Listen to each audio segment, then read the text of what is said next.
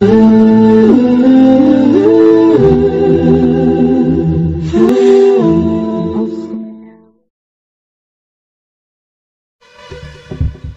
اللہ الرحمن الرحیم۔ مسلم شریف کی روایت ہے، حضرت ابو ہریرہ رضی اللہ عنہ روایت فرماتے ہیں، لا تسبوا الدہر فإن اللہ هو الدہر، زمانے کو گالی مت دو، بے شک اللہ تعالیٰ ہی زمانہ ہے۔ حضرات سامعین کرام، امت میں ایک بڑا طبقہ ایسا ہے جو رواں مہینہ یعنی ماہ صفر المظفر کو منحوس سمجھتا ہے، وہ منحوس جانتے ہیں، یقین کرتے ہیں، اور اس کے تعلق سے وہ لوگ اس مہینے میں نکاح نہیں کرتے، کوئی کام شروع نہیں کرتے یا کہیں سفر نہیں کرتے، اس لیے کہ ان کا عقیدہ یہ ہے کہ یہ مہینہ منحوس ہے، اس میں جو بھی کام شروع کیا جائے وہ پورا نہیں ہوتا، یا ہوتا ہے تو اس میں گڑبڑی پیدا ہو جاتی ہے، طرح طرح کے عقائد ہیں۔ حالانکہ یہ سفر کا مہینہ اللہ تبارک و تعالیٰ کے بنائے ہوئے وقتوں میں سے ایک وقت ہے، ایک مہینہ ہے، اور ان کو گالی دینا بذات خود اللہ کو گالی دینے کے برابر ہے۔ جس طرح کے حدیث میں نے شروع میں حدیث پیش کی جس کے اندر کہا گیا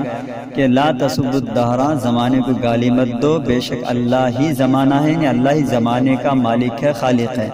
جس طرح ہم کسی ایک عمارت کو، کسی ایک بلڈنگ کو دیکھ کر کہیں بھی کتنی بری بلڈنگ ہے اور کیسی بد شکل ہے، تو گویا اس کے انجینئر پر، اس کے اونر پر وہ گالی پہنچے گی، بھئی بنانے والے نے اسے اچھی طرح نہیں بنایا، یا فلاں باتیں۔ اسی طرح زمانے کو گالی دیں گے تو یہ اللہ تک چلی جائے، اللہ کو گالی پہنچے گی۔ یہاں تک کہ حدیث پاک کے اندر مشکوٰۃ شریف کی ایک روایت ہے جس کے اندر اللہ تبارک و تعالیٰ فرماتے ہیں کہ دنیا میں مجھ سے بڑا مظلوم اور مجھ سے بڑا صبر کرنے والا کون ہو سکتا ہے؟ یعنی لوگوں کو اگر مظلوم کسی پر ظلم کیا جا رہا ہے، کسی کو تکلیف دی جا رہی ہے، تو مجھ سے زیادہ کسی کو تکلیف نہیں دیا جا رہا۔ پھر اللہ تبارک و تعالیٰ نے فرمایا کہ یسبنی ابن آدم یسب الدہر وانا الدہر بید الامر اقلب اللیل والنہار، لوگ زمانے کو گالی دیتے ہیں، حالانکہ میں ہی زمانہ ہوں، میرے ہاتھ میں ساری کی ساری کائنات کا نظام ہے، میں ہی دن اور رات کو الٹ پلٹتا رہتا ہوں۔ تو گویا زمانے کو، وقت کو گالی دینا یا اللہ کو گالی دینے کے برابر ہے۔ تو یہ عقیدہ ہمارا ختم ہونا چاہیے، چونکہ ہم مسلمان جو ہے، اور خاص کر ہندوستانی مسلمان غیروں کے درمیان میں رہتے ہیں، یہاں پر کئی اور مذہب کے ماننے والے بھی ہوتے ہیں، تو ہوتا یہ ہے کہ ان کے عقائد، ان کے خیالات، ان کی فکریں ہمارے اندر دھیرے دھیرے رسم و رواج کی حیثیت سے یا عقیدے کی حیثیت سے بستی چلی جا رہی ہیں، جگہ پکڑتی جا رہی ہیں، اور ہم جو اسے بھی دین سمجھ کر دین میں داخل کر چکے ہیں، حالانکہ دین جو ہے محدود ہے، اور اس کے حدود جو ہے اللہ تبارک و تعالیٰ کے بنائے ہوئے ہیں، اسے ہم پار نہیں کر سکتے یا اس میں سے کم نہیں کر سکتے۔ تو اور دوسرے اس کی ایک مرتبہ ایک صاحب نے مجھ سے سوال کیا تھا، کہیں پر میں اسی عنوان پر بیان دے کر واپس لوٹ رہا تھا، تو وہ اپنے سواری پر بٹھا لیا اور سوال کیے اور کہا کہ حضرت آپ نے کہا کہ سفر کے مہینے کو منحوس نہیں کہنا چاہیے، حالانکہ سفر کا مہینہ منحوس ہوتا ہے۔ تو میں نے پوچھا وجہ کیا ہے؟ تو انہوں نے کہا کہ وجہ، ایک بڑی وجہ یہ ہے کہ اس مہینے میں، سفر کے مہینے میں ہمارے آقا حضرت محمد صلی اللہ علیہ وسلم بیمار ہوئے، اور وہ بھی ایسی بیماری کہ اس کے چند ہی دن بعد ربیع الاول میں ان کا انتقال بھی ہو گیا۔ تو بیماری جو پکڑی تھی وہ سفر کے مہینے میں تھی، تو آقا کو جب بیماری سفر کے مہینے میں لگی تو سفر کا مہینہ منحوس ہونا چاہیے۔ تو میں نے ان کو بات سمجھاتے ہوئے کہا کہ ٹھیک ہے، اگر مان لیا جائے تو یہ بھی دیکھیں کہ سفر کے مہینے میں بیماری لگی، مہینہ سفر کا تھا، اب دیکھیں جگہ کون سی تھی جہاں بیماری لگی؟ تو انہوں نے کہا مدینہ۔ تو میں نے کہا ذرا آپ یہ ہمت کر سکتے ہیں، جرأت کر سکتے ہیں یہ بتانے کی کہ مدینہ منورہ بھی منحوس ہے، اس لیے کہ مدینے میں حضور کی بیماری آئی تھی؟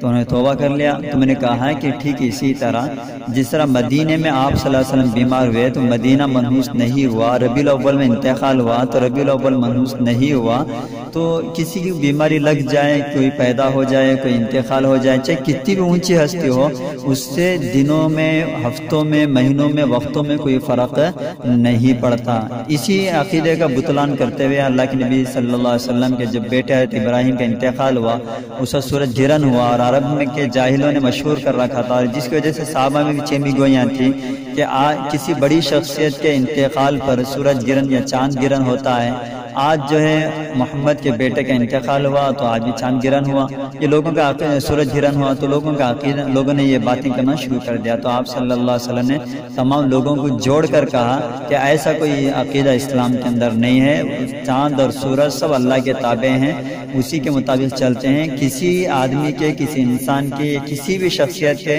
اٹھنے بیٹھنے مرنے سے اس میں کوئی فرق نہیں پڑنے والا ہے۔ تو یہ جو عقیدہ ہمارا ہے کہ سفر کا مہینہ منحوس ہے، اسے باطل ہونا چاہیے۔ دوسرا یہ ہے کہ کوئی بھی مہینہ، کوئی بھی وقت جو ہے منحوس نہیں ہوتا، اور کوئی حالت، جس طرح عام طور سے کیا ہوتا ہے، آدمی سفر کر رہا ہے اور کہیں گاڑی میں جا رہا ہے، اب جاتے جاتے اسے کچھ بلی یا اور کوئی جانور نظر آ گیا، اب وہ آگے جا رہا تھا، اتفاقاً کہیں ایکسیڈنٹ ہوا، کچھ ہو گیا، تو اب یہ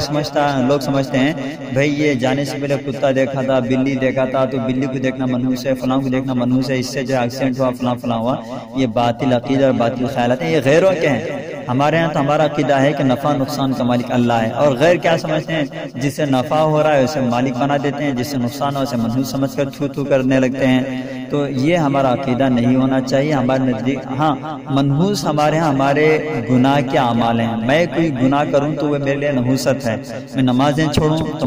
نحوست ہے، میں تلاوت چھوڑوں تو نحوست ہے۔ یہاں تک کہ حدیث پاک کے اندر کہا گیا کہ جس گھر میں قرآن کی تلاوت نہ ہو وہ گھر نہیں قبرستان ہے۔ تو لہذا گناہوں سے بچیں تو نحوست سے خود بخود بچ جائیں گے، گناہوں سے نہ بچتے ہوئے، گناہوں پر عمل کرتے ہوئے نحوست سے بچنے کی کوشش کریں تو یہ پاگل پن ہے، لہذا اس سے بچیں۔